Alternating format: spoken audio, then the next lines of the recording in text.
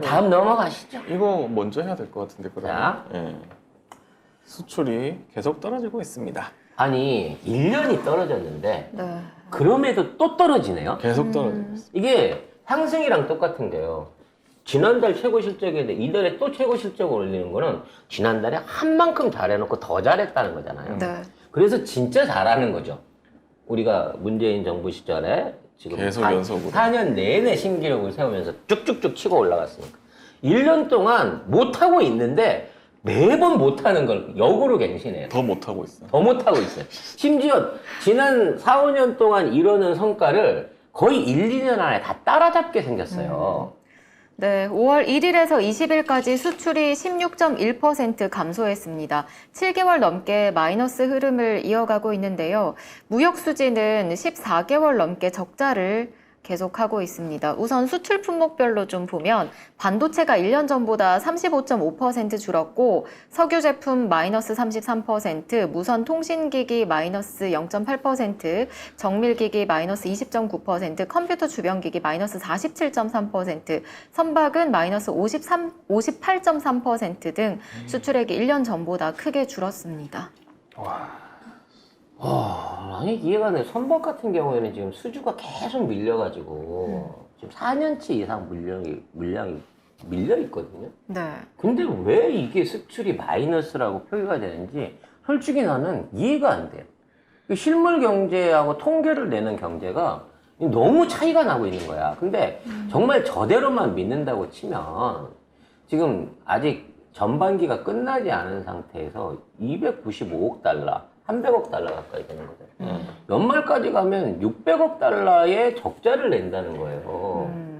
600억 달러면요, 거의 우리 돈으로 80조 원 가까운 돈이잖아요. 네.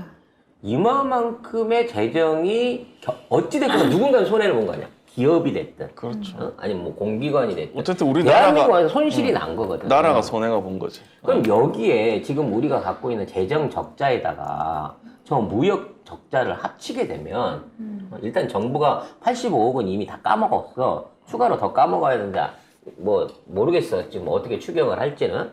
그럼 두 개를 보태놓고 한다 그러면 160조 원이라는 국부가 순수하게 올 1년 동안에 사라지는 거예요, 대한민국에. 과연 이만한 돈이 비는데, 예? 이게 쉽게 말하면 우리 부동산이나 이런 게 나간 게 아니에요.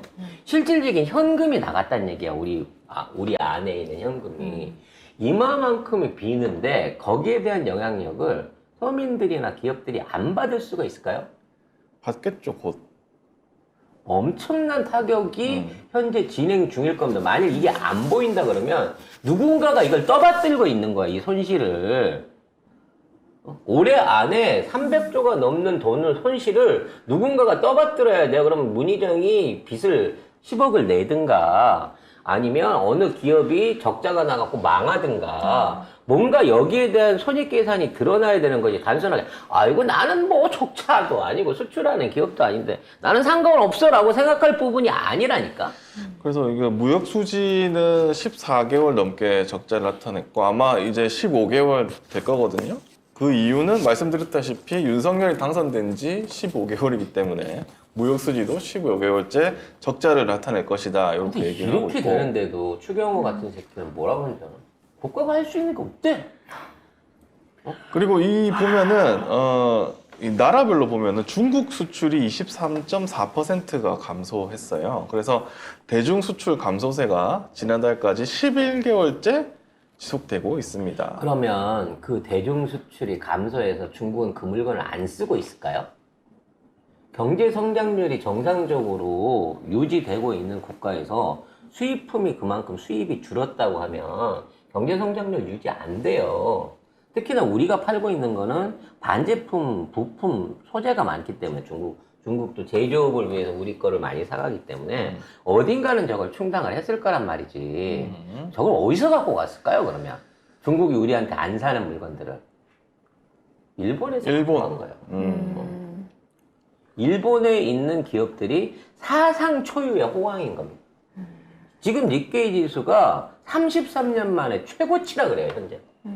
결국 우리가 보는 손실이 단순한 손실에서 끝난 게 아니야. 그냥 저렇게 해서 중국이 우리 걸 안 받아 썼으니까 중국도 뭐 힘들겠지. 우리가 수출 안 하면 지들도 배고프지 않을까? 아니라니까. 왜 그런 생각을 하지? 그 중국은 정상적으로 팽팽 돌아가고 있고 우리한테 안 갖고 간 물건을 일본에서 갖고 가고 있어요. 아니 이거 일본식 생각이잖아. 소부장 없애면 한국이 손댈 거다. 이거 일본식 생각이잖아. 그럼 일본 쳐맞았잖아 우리한테.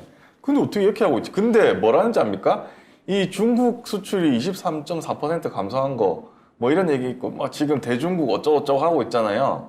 그러니까 갑자기 또 추경호가 탈중국 괴담 말한 적도 생각한 적도 없다. 안 한다며. 탈중국해서 EU랑 한다며. 이게 말이나 됩니까 이게? 그리고 EU가 거래를 한다고 해도 왜 중국을 제끼고 우리랑 할 거라고 생각을 하는지 이해가 안 돼. 중국은 유럽하고 철도 나져 있잖아요. 그래서 물류가 해양 물류를 쓰지 않고 철도 물류를 통해 가지고 그 양들을 점점 더 늘려가고 있어요 지금. 그러니까 그 해상으로 수출할 물건들도 오히려 중국의 육로를 통해 가지고 철도를 통해 갖고 유럽으로 들어가고 있다고. 잠깐 이게 진짜 탈중국 말한 적도 없고 생각한 적도 없대. 그러면 이 사람 뭐야? 그럼 머니 우리의 투데이. 상상과 우리가 들었던 기억들은 뭐냐고. 작년 6월 30일 거침없이 탈중국 외친 윤 제2 한한령 악몽의 중국 소비 뚝뚝 그리고 중국 통한 수출 호황 끝 윤 정부가 탈중국 외친 세 가지 이유 최상목 경제수석 가가지고 그때 했잖아. 나토 가기 전에 탈중국 하겠다고. 이번에도 G7 가갖고 정식 옵저버 명단에도 없는 새끼가 젤렌스키 옆에 앉아가지고 힘의 현상에 의한 뭐 힘에 의한 현상 변화를 거부한다 뭐 이러면서 유일하게 외치는 바람에 바로 그 다음날 네이버 잘린 거 아닙니까? 결과적으로 따져놓고 보면. 아니 지금 탈중국도 선언했고 그 다음에 중국 수출도 적어지고 있고 한데 경제수석은 이게 괴담이래. 이거 뭐 어떻게 봐야 돼? 아니, 이거 이 킥들 어떻게 생각하냐? 경제적 의존도에 있어서 우리나라 최대 교육국을 갖다가 제껴놓고 너무 궁금하다. 이 여파가 없을 거라고 생각한 거야. 그러면서 다른 나라들은 서로 우리 목 뺏어서 일본은 지금 아까 얘기했지만 33년 만에 최대 호황이고 실질 소득이 늘어났다고 난리예요. 우리 돈 뺏어다가 저렇게 하고 있는 거야. 미국하고 중국도 계속 경제고리 높여가면서 탈중국 안 하고 같이 간대잖아 경제적으로. 근데 무슨 똥백장으로 전 세계에 지금 중국 싫다, 중국이랑 안 하겠다라고 하는 나라가 우리나라밖에 없어. 200개가 넘는 국가들 중에 다 중국에 가서 어떻게든 일 엮으려고 하고 지원받으려고 하고 돈 빌리려고 하고 있다고. 심지어 G7 국가들도 지금 미국에 가서 돈을 달라고 하는 게 아니라 중국에 가서 도와달라고 하고 있어요. 근데 제일 가까운 데 살면서 진짜 저 중국 등에만 올라타면 중국의 영향력과 중국이 가진 컨텐츠들을 시스템들을 이용해 가지고 진짜 날개를 달고 편하게 갈 수 있는 우리가 왜 지금 중국이랑 뜬금없이 아무런 목적 없이 어떤 정치적 이념이나 어떤 확신한 신뢰 없이 어떤 신념 없이 이런 짓을 벌이느라고. 윤석열이 대통령 후보할 때 나 탈중국 한다고 얘기했어요? 안 했죠. 안 했어요. 이쪽에다 친중 정책 한다고 뭐라고 하기는 했지만 그렇다고 해서 지가 들어갔고 중국 조진다 소리는 그때도 안 했다고. 그리고 작년 6월에 대통령실도 이런 얘기했습니다. 중국 통한 수출 호황 시대 끝나간다. 그러면 이거를 안 했다 그러면 다시 되돌려놓는 노력이라도 해야 되잖아, 경호야. 아니 수출 호황 시대 끝나간다는 니 때문이잖아. 지금 우리나라 빼고 도대체. 경제 성장률이 다 3%, 4%. 심지어 일본도 우리보다 안 나가던 일본까지도 우리보다 경제 성장률을 높게 끌고 올라가고 있어요. 물론 세계 최대는 인도긴 하지만 그건 약간 지정학적으로 덕을 보고 있는 거고 나머지 유럽이라든지 미주 국가들 전부 다 4%에서 5% 이상 경제 성장률을 기대를 하고 있습니다. 유일하게 퇴보하고 있는 나라는 한국밖에 없는 거야, 한국밖에. 심지어 대통령 하나 바뀌었다고 브라질 지금 얼마나 잘 나가는 줄 아세요? 룰라도 왔더만 G7. G7 룰라도 왔더만 오히려 룰라가 훨씬 인기 있더라고. 중국이랑 다이렉트로 자기네 화폐 갖고 거래하면서 저 브라질 그 화에 대한 신뢰가치 확 올랐고요.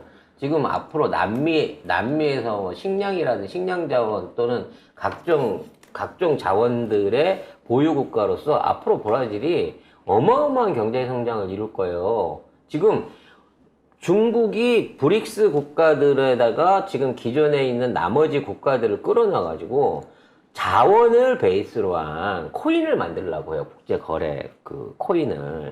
즉 내가 예전에는 현금이 있어야지 지분을 얻었잖아. 근데 내가 갖고 있는 나무나 내가 갖고 있는 광물이 실제적으로 공용 화폐로 전환될 수 있는 이러한 경제 시대가 열려가고 있다고. 이게 브라질 입장에서는 외국 자본들한테 싸게 넘길 필요가 없는 거예요. 그냥 국제적으로 통용되는 중국 돈이 그냥 이걸로 맞바꿔지는 거야. 이 나무 있는 게 아직 캐지도 않은 나무를 가지고. 야, 근데 룰라는 똑똑하네. 젤렌스키하고 만나기로 했다가 젤렌스키가 늦었네. 안 만났다 이랬어.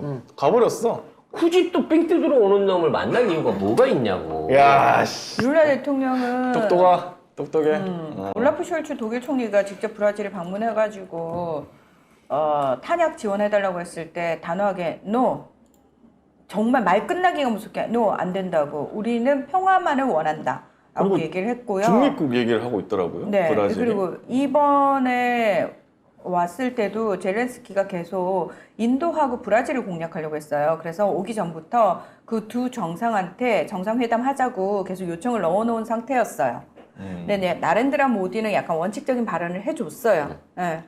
근데 뭐 평화 유지 관련한 원칙적인 발언을 해줬으나 그러나 룰라 대통령은 하지 않았어요. 왜냐하면은 중국하고 러시아하고 관계가 브라질 지금 발전을 위해서 중요한 이유가 보우소나루라는 극우 일베 대통령 때문에 브라질이 망가질 대로 망가졌거든요. 그걸 룰라 대통령은 빨리 회복시켜야 되기 때문에 굉장히 광폭 행보를 하고 있어요. 그러니까 워낙 많이 말아먹어서 현금이 없거든. 그래서 망할 줄 알았는데 미국하고 연결된 약탈적인 자본들을 다 끊어버리고 중국이랑 손잡고 가지고 있는 엄청난 자원들을 사실상 현금화한 거예요, 브라질은. 중국이랑 엮는 바람에. 그래서 저는 룰라 대통령이 지금 이제 자국 내의 언론들을 어떻게 때려잡는지를 그게 사실 그러게. 저의 최대 관심사예요. 브라질 언론도 우리나라 기레기들하고 특별히 다를 게 없어가지고, 예. 그걸 빨리 어떻게 때려잡는지가 저는 최대 관심사고, 아마 그 부분도 룰라 대통령이 이를 갈고 있을 겁니다, 실질적으로. 지금 G7에 갔는데 우크라이나 편에 안 선 데는 인도, 브라질, 인도네시아입니다. 그 나라들은 지금 중국하고 조인하고 있다니까. 중국, 러시아 쪽하고. 그 자기네 조인하고 경제 있어요. 때문에 하는 거잖아요, 그래서 결국. 이게 친중을 하자든지 이게 무슨 뭐 나라의 주권을 팔거나 자존심을 꺾자는 얘기가 아니에요.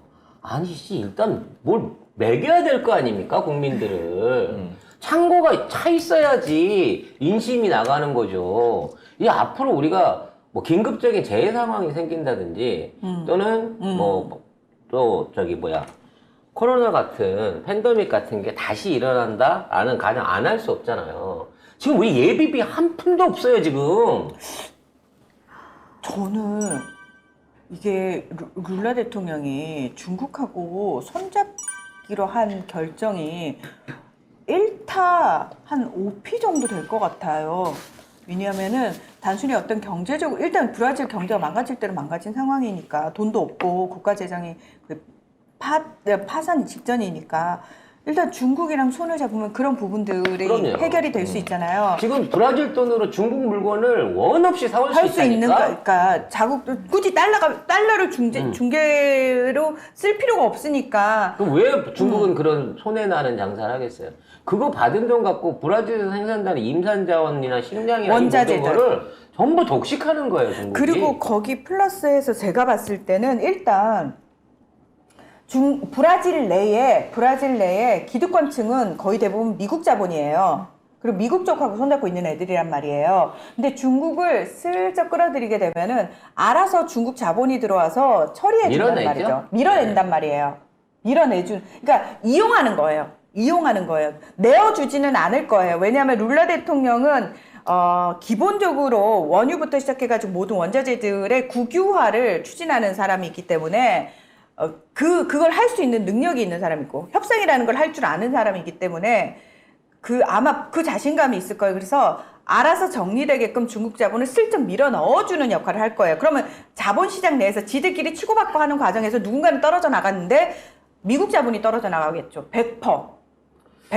결과적으로 우리도 지금 있는 경제 위기를 타파하기 위해서 돈이 필요하잖아요. 근데 수출이나 산업이 활성화돼 갖고 그 돈을 벌어들이려면 시간이 많이 걸린단 말이야. 단박에 할 수 있는 게 뭐야? 대출 아니야. 급하게 돈이 모자랄 때는. 그럼 그 대출이라는 게 여러 가지 방식이 있을 수 있는데 현재 전 세계에서 믿을 수 있는 화폐를 대출해 줄 수 있는 국가는 중국 하나밖에 없다니까. 그렇죠. 그런 점을 완전히 무시하고 경제 정책을 짜고 있는 거예요. 무슨 배짱으로 이러는지 모르겠어요.